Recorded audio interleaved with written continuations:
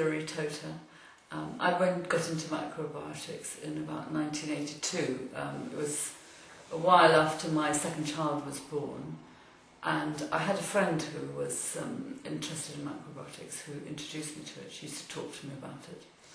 And when I had my son, she bought me some mochi cakes which were for promoting breastfeeding.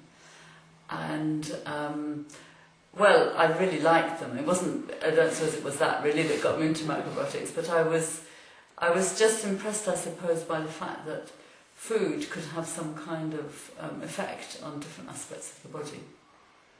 And so I got more interested in macrobiotics, and then I went with her to the East-West Centre, and I can't remember whether I did any cooking classes. I think I did. I used to go to cookery classes.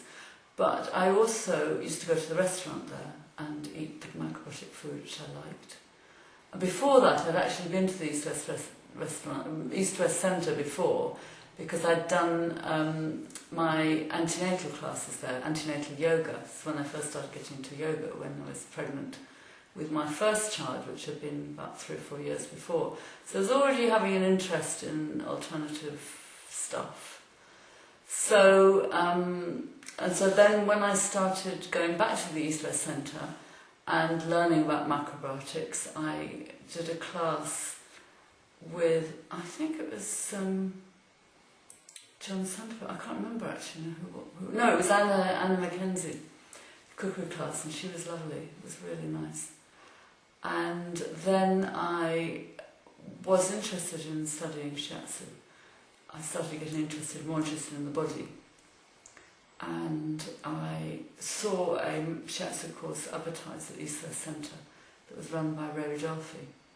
So then I did that. And a lot of in those days when we were studying Shiatsu, part of the study was to learn about macrobiotics and yin and yang, and also a bit about food, you know, the effects of food on the body and what food was good for what. And I found that all very interesting.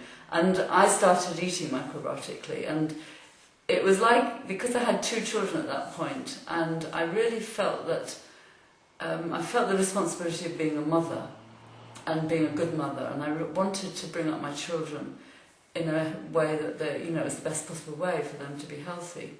And so I wanted my second child, my first child I'd already had, so my second child I brought him up macrobiotically completely.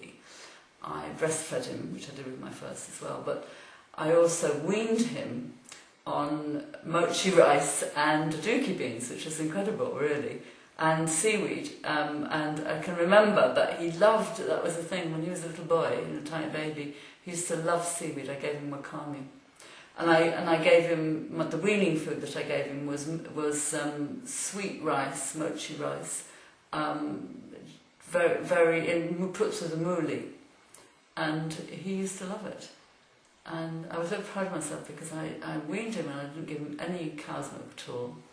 I gave him no sugar and just vegetables and rice, and everybody used to say to me, oh, you've got to give him milk, how can you not? And it was very difficult, and I also had a lot of, my partner at the time, I had quite a few difficulties, we had difficulties, and we had difficulty in accepting what I was doing.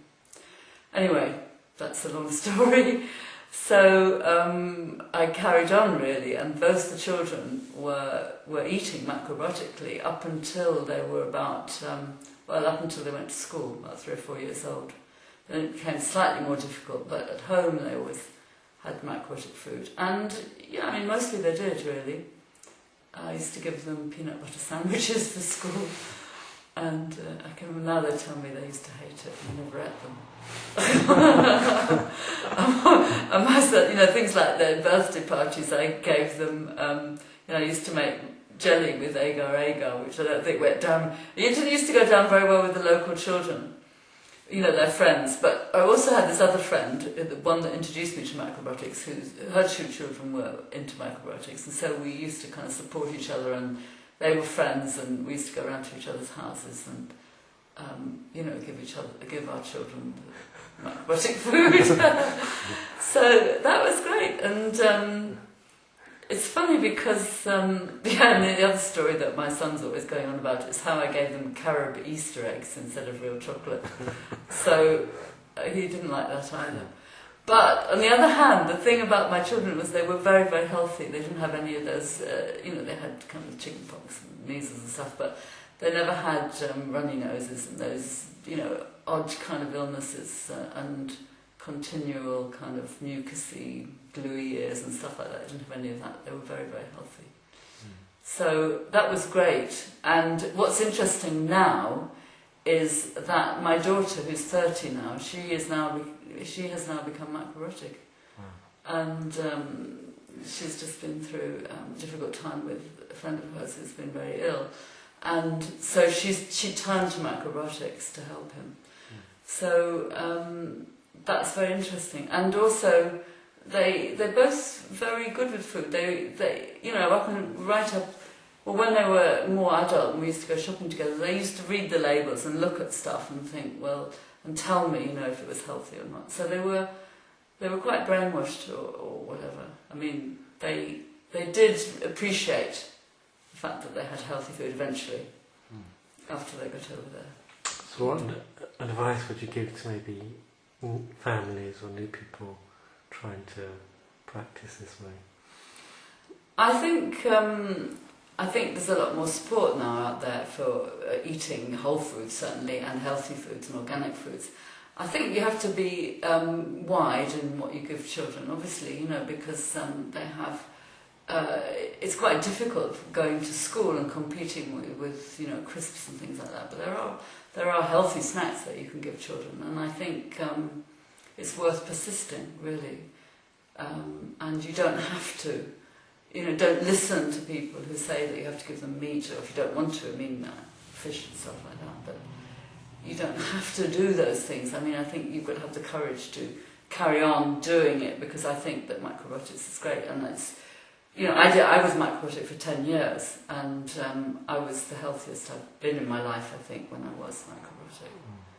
And my children are very healthy. Yeah, I think it's, now I look at them and they're not overweight, and they're very bright, they had lots of, they've done very well. So what changes you think are needed to make macrobiotics more acceptable or more widely used? I think the most important thing is education, obviously. For people to see the link between what they eat and the state of their health, because I think that's something we don't really see yet. It's happening more. But it seems very obvious. It seemed very obvious to me when I first started Macrobiotics. Yes, it's so obvious that what you eat is going to make a difference to how healthy you are. But I've talked to doctors, and they sort of poo-poo the idea. Mostly doctors will say, well, I'm not saying all doctors do this, but I have heard people saying that it makes no difference really, as long as you eat, a fairly balanced diet, you're okay, like meat and 2 veg or whatever.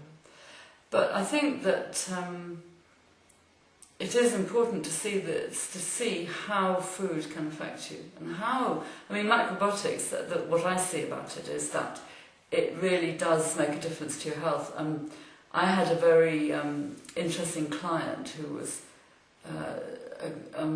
a doctor, and he was 80 years old, and he was diagnosed with pancreatic cancer, and I went to see him to give him a Shiatsu treatment. And at the time I said to him, well, if you change your diet it might make a difference. And he did actually listen to me, and he read Michio Kushi's book on the cancer prevention diet, and he became a great advocate for macrobiotics and healed himself from pancreatic cancer, after being given a prognosis of, I think he was going to live for 6 months. So, that's just one case, of course. But I do think that macrobiotics is a great healing diet. And if you're ill, or if you have issues, emotional problems or whatever, I think it really, really helps.